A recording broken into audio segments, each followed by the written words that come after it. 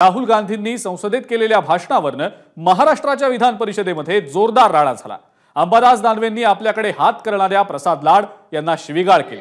एवढंच नाही तर अंबादास दानवे आपलं आसन सोडून लाड यांच्या दिशेने धावून देखील गेले। सभागृहातला हा राडा पाहून उपसभापती नीलम गोऱ्हे यांनी कामकाज तहकूब केलं। स्वतःला हिंदू म्हणवणारेच देशामध्ये हिंसा पसरवतात असं वक्तव्य राहुल गांधींनी संसदेत केलं।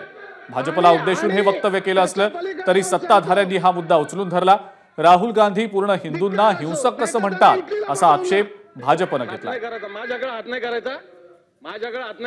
या ठिकाणी राहुल गांधी सन्माननीय यांनी या ठिकाणी सांगितलं हिंदू हिंसक आहे।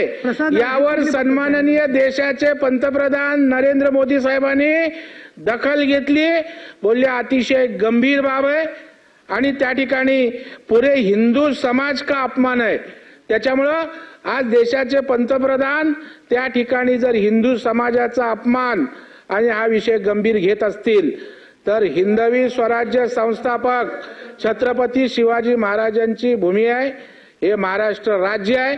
त्यामुळे या विधिमंडळाने दखल घेतलीच पाहिजे अशा प्रकारची मागणी आहे।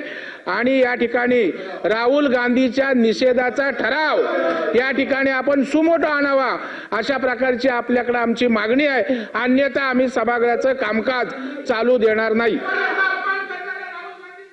धिक्कार असो, नाहीतर त्यांना इटलीला पाठवून द्या, त्यांना इटलीला पाठवून द्या। नाहीतर माझा मुद्दा हा आहे, जे काही वक्तव्य ज्याचं असेल त्याचं लोकसभेत झालेलं आहे, त्याचा संबंध आपल्या कामकाजाशी येतो का हा माझा प्रश्न आहे। मला असं वाटतं हिंदुत्वाचा मुद्दा मांडणारे हे आपल्या सभागृहामध्ये हात नाही करायचा, माझ्याकडे हात नाही करायचा, माझ्याकडे हात नाही करायचा, तिकडे करायचा, तिकडे करायचा, तिकडे करायचा, इकडे करायचा।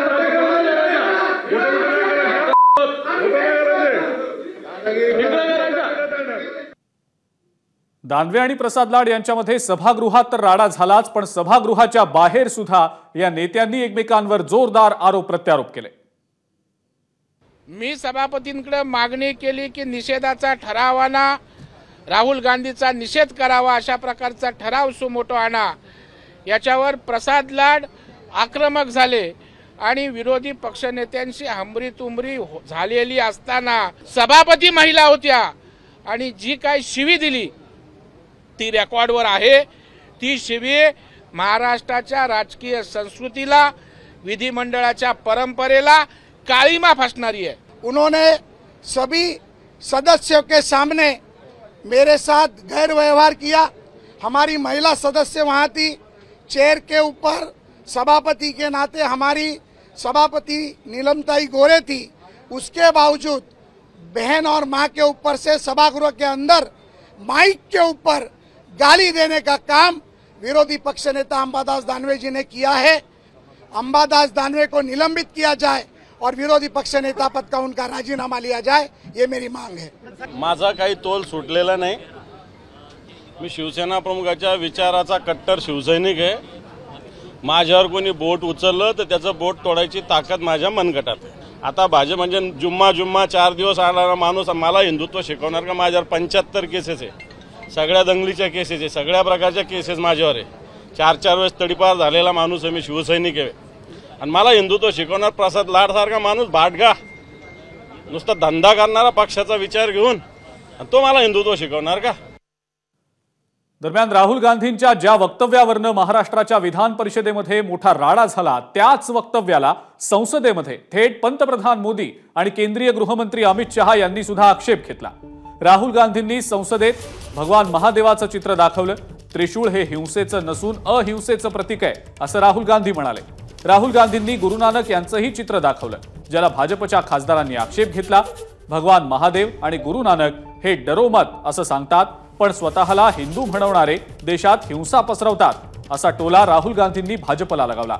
याला पंतप्रधान मोदी आणि केंद्रीय गृहमंत्री अमित शहा यांच्यासह भाजपच्या सर्वच खासदारांनी आक्षेप घेतला। जो लोग अपने आप को हिंदू कहते हैं वो 24 घंटा हिंसा हिंसा हिंसा, नफरत नफरत नफरत। असत्य, सत्य, असत्य।